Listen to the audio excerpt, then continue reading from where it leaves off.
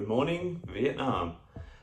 So last night Sydney FC met Adelaide United at Cooper Stadium in Adelaide. It was a game I was actually contemplating driving out to from Melbourne this week, but given the lockdown that happened, thanks to a virus coming out of Adelaide, that is no longer possible, or was no longer possible. So it's a pretty important game as we're getting towards the final series, and it was going to be the last time you'd see a full-strength Sydney FC as they were losing Redmayne, McGowan and Grant after this game to international duty. So it would have been nice to actually go see them all play at full strength one last time. The game is pretty important for both sides, even though City has locked up the premiership already, or the minor premiership. So the game is pretty important, because the positions on the ladder, second through to sixth, are all really hotly contested at the moment. It's so close, and Sydney FC, with a win, was going to really establish themselves as the front runners to take second place. But Adelaide United, with the victory, would be putting themselves in that position as well last night. However, a loss for Adelaide United can potentially mean that they might drop out of the top six altogether. So this is just giving you an idea of how tightly contested and important the game was. I heard some pundits refer to it as like perhaps the first final for Adelaide United of sorts. Anyway, so Sydney FC had more or less a full strength side, the only exception being Alex Johan was left out of the squad. That might be because he's potentially not going to be at the club next season, or maybe they're trying to preserve him for the final series because he never seems to get the full minutes, but he can play a very important role in the game. Adelaide United weren't quite full strength, they were missing a few players throughout the park, but they were still fronted up with a team that was close to what's been showing the most recent weeks for them. So the game started off pretty free-flowing, but more so in Sydney's favour, and Lefondre actually was very quick to open the scoring with this goal. Lines in, another cross for Grant. This was a good one as well. Lefondre! He cannot stop scoring goals in Sky Blue. Back in the country, back in the A-League, and he's given Sydney an early lead. And you can see that Sydney have decided, well, we've got the threat in the box, and I just spoke about Lefondre not being... So Sydney asserted their dominance early on, and really in that first half they were the only team that really looked like scoring properly. They had several other opportunities. Perhaps Adelaide were living up to the name on the back of their shirt, their sponsor, Starfish Developments. They were channeling their inner Starfish and just really looked flat and slow on the field. They could not get through Sydney's defence at all. They had a couple of attempts moving forward in attack, and nothing really came of them. So yeah, Sydney FC just in that first half really dominated, and they were actually very lucky Adelaide were very lucky that Sydney were only 1-0 up. They were also really lucky that Elsey managed to stay on the field with this tackle. Good opportunities for football all-nighters. Who doesn't love those? Ninkovic, a bit of hand about that. And Elsey went flying in on Bobo. Trouble, it's yellow. The Brazilian went down in a screaming heap. Elsey left the ground, which always brings everything into the equation. Other than Jordan Elsey, I was also surprised that Harvey Lopez from Adelaide didn't get shown a card in that first half. He was involved in quite a few fouls from the start of the half and just, never really got anything for it. So the first half ended 1-0. And in the second half, Adelaide seemed to regroup and they actually came out quite strong, and they definitely were showing that they were still in the contest. They're only 1-0 down at this point in time, and really pushed Sydney in the first 10-15 minutes of that half. Then there was perhaps a particularly cruel 10-minute passage of play for Adelaide, which started off with this near miss. Kind of areas as well. Oh, here's Stephen Mork outside of the boot. Post, McGowan clears before Toure could react. Adelaide's best opportunity of the game. Not long after that, Lefondre doubled the lead. Barbarousis, Bobo in the middle, doesn't get there first, but Adam Lefondre gets there second.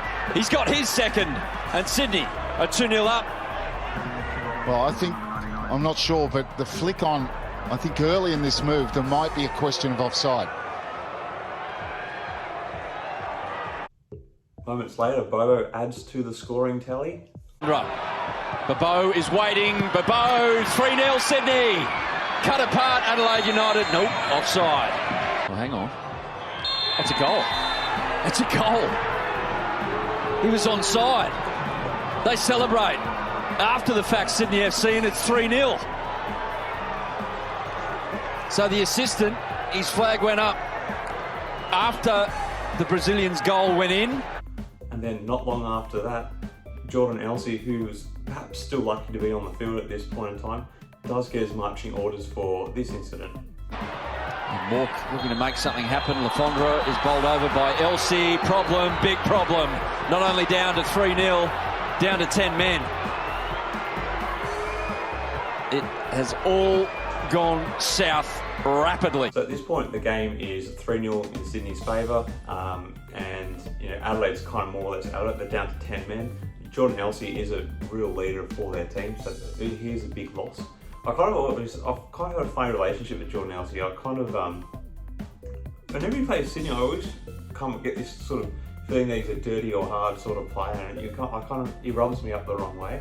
But I kind of come around to him a little bit. I kind of appreciate him as a player a little bit more now. I think he's a lot like that Matt Simon sort of character. If he's not in your team, you hate him, but when he's in your team, he's like the best thing ever. And I think that's what his role is like in Adelaide United.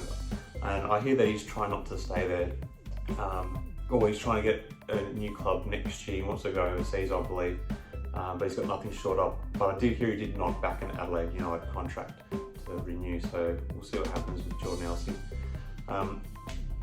Anyway, at this point in time, the game is kind of out of the 10-man Adelaide's hands. Sydney FC does start to rotate players off the bench. This is mainly because they need to probably get them some more experience coming into the finals, especially as Sydney's going to be losing 3 of their key back players to international duty. And interestingly, youngster Patrick Wood comes on as one of the subs for up front. I think he comes on for Adam Lefondre. Manages to actually score with his first touch of the game, and this is it here. And here's Wood, early chance, Patrick Wood! First touch off the bench. And Sydney have their 4th. What a moment for the kid.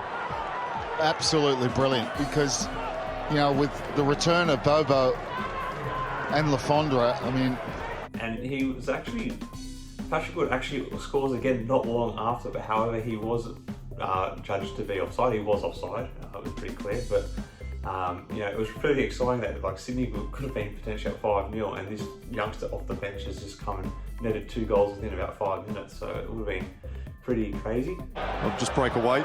Wood for a double. He's got the double. Patrick Wood off the bench. The flag's up, but what does that mean at the moment? Adelaide United is able to get a consolation goal. Here's a chance. Dukuly.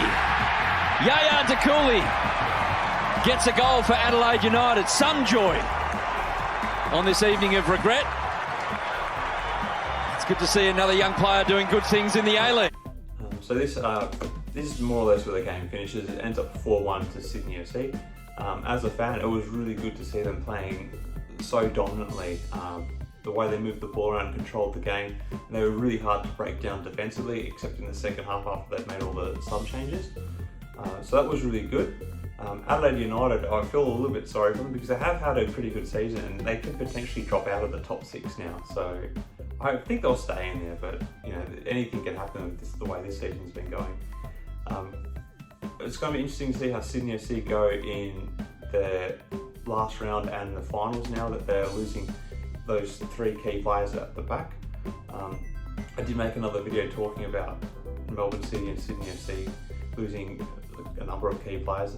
I think Melbourne City probably loses out a little bit more than Sydney FC in the fact that Sydney FC still got all their attacking power there, and that was one of the good takeaways I saw last night. Was you're starting to see that Bobo Lefondre connection and Barbarouses as well working really well, just coming into the finals, which is really good. So I think Sydney FC is not going to be lacking goals going forward. It's more so they're going to struggle defensively. So it's going to put a lot of pressure on Alex Wilkins. Well, not a lot of pressure, but they're really going to rely on Alex Wilkinson's leadership out the back, which he's led the team for a couple of years now from the back. He's such an experienced player. I think he can kind of help guide this younger team around.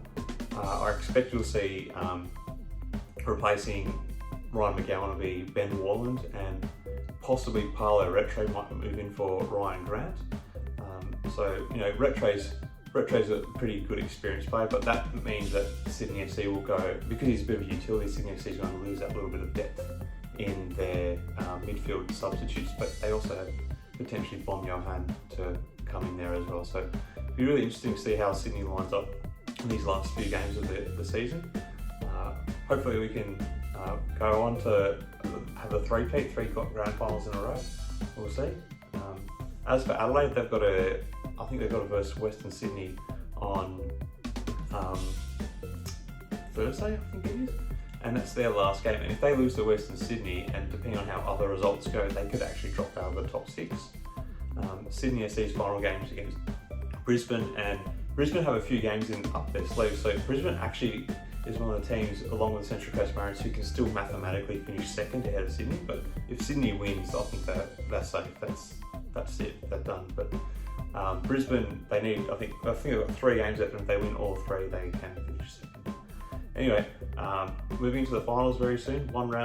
Basically one round left. It's a bit all over the place, but most teams have 1 game left. Let's see how it all goes. Thanks for watching. Take care.